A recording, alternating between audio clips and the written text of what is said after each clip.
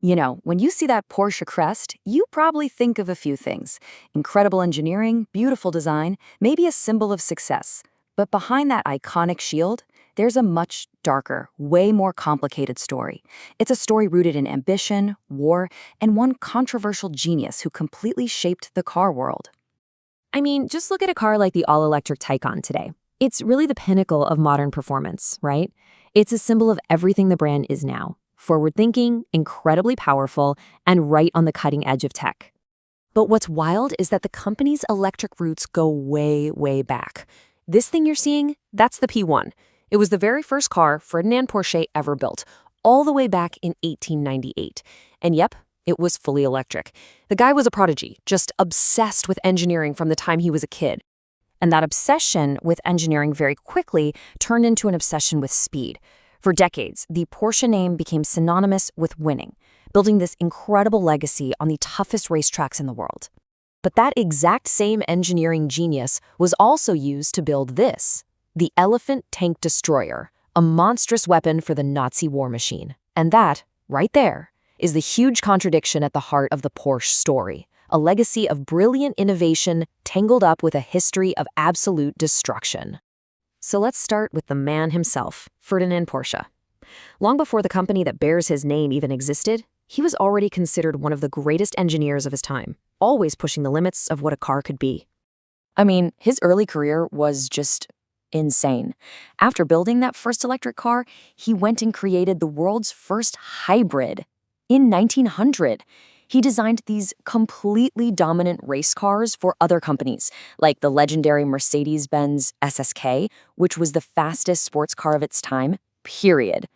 The man was a true visionary. But then the Great Depression hits, and despite all his fame, Porsche actually finds himself out of a job. And it was right at this low point that he takes on a project that would define his legacy in the darkest way imaginable. So, it's 1933. Adolf Hitler is the new Chancellor of Germany, and he calls in the country's top engineers. He has this vision for a Volkswagen, which literally means a people's car. He wanted a car that was affordable for every German family, and he had a very specific price in mind, just 990 Reichmarks. And it was Ferdinand Porsche who submitted the winning design. So the car he designed, well, you know it today as the Volkswagen Beetle, and it was a sensation before a single one was even sold, racking up 300,000 pre-orders. But just as the factory was getting ready to start building them, World War II breaks out. The dream of the people's car gets put on ice, and Porsche's genius gets pointed towards the military.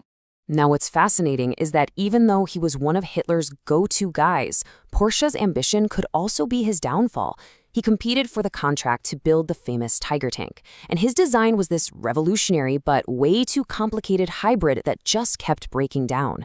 In the end, he lost the contract to a simpler, more reliable design.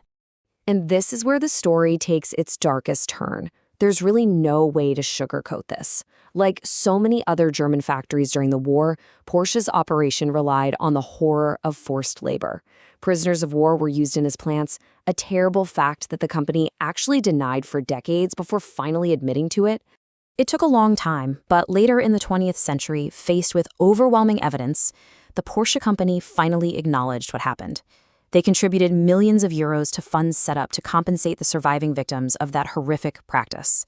So, after the war, Ferdinand Porsche is arrested by the French for war crimes. His name is disgraced, his health is completely broken by his time in prison, and the entire future of the family legacy falls on the shoulders of his son, Ferry Porsche. And this comparison really captures that critical shift, that generational handoff. You have the father, whose incredible genius led to both amazing triumphs and total disgrace. And then you have the son, Ferry, who was much more of a pragmatist. He wasn't just a great engineer, he was a brilliant businessman who knew he had to rescue the family name. So, with his dad locked up, Ferry gets to work, and he's clever about it. He uses what's available, a ton of Volkswagen parts, which were a legacy of his dad's pre-war design, and he creates this, the Porsche 356. This was the very first car to ever officially wear the Porsche badge. Okay, so the 356 was a hit. It started winning races, and people loved it. But let's be real, it was still heavily based on the VW Beetle. The company needed something that was all them, something that was purely Porsche, and as it turns out, the next generation of the family was about to deliver an icon. In 1964, Ferdinand's grandson, Bootsy Porsche, designed the 911. Its whole layout, the engine in the back, air-cooled, was totally unique, and it gave you a driving experience that nothing else could touch. It was gorgeous, it was fast, and unlike a lot of sports cars from that time, it was unbelievably reliable. And when I say reliable, I'm not kidding. Get this, it's estimated that over 70% of all 911s ever made are still driving on the road today.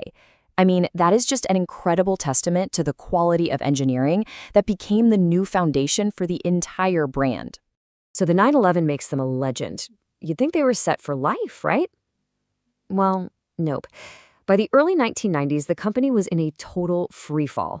A global recession, bad exchange rates, it all came together and brought the legendary brand to the very edge of bankruptcy. Just look at these numbers. It's brutal. In just 5 years, sales get chopped in half.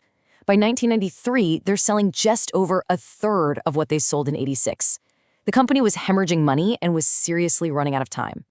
So you're faced with this huge question. When your entire identity is built on these small, light, two-door sports cars, what on earth do you do when people just stop buying them?